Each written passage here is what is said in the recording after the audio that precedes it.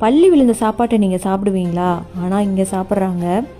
இந்த சாப்பாட்டுக்காக தான் காலையில் இவ்வளோ மக்கள் கூட்டமாக போயிட்டுருக்காங்க. காங்கேயம் பக்கத்தில் சிவன்மலை கோயில் இருக்கு இல்லையா, அங்கே இன்றைக்கி எல்லப்பாளையத்து காவடி அப்படின்னு சொல்லிட்டு ஒரு ஊர்க்காரங்க ஸ்பெஷலாக காவடி அன்னதானம் போடுவாங்கங்க.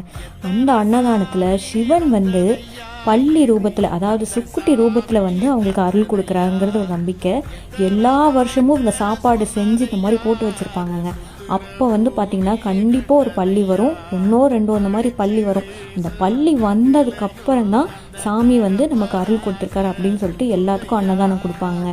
சாதாரண கூட்டம் இல்லை, ஒரு 100 கல்யாண வீட்டு கூட்டம் இருந்தால் எப்படி இருக்குமோ அந்த அளவுக்கு கூட்டம் இருக்குது. இப்போ நாங்கள் காட்டுறது வந்து பாதி இடம்தான். இந்த மாதிரி பகுதி பகுதியாக பிரித்து உங்களுக்கு சாப்பாடு அன்னதானம் கொடுக்குறாங்கங்க. சாப்பாடு குறையே இல்லை, அவ்வளோ அருமையாக ரொம்ப ருசியாக டேஸ்ட்டாக இருந்தது. இந்த சாப்பாடு சாப்பிட்டா அவ்வளோ நல்லது, ரொம்ப சக்தி உள்ள ஒரு அன்னதானம் அப்படின்னு சொல்லிட்டு அவ்வளோ கஷ்டப்பட்டு வராங்க. ஏன்னா இன்றைக்கி வந்து எல்லா பஸ்ஸும் சரியான கூட்டம், இதுக்காக ஸ்பெஷல் பஸ் கூட விடுறாங்கங்க.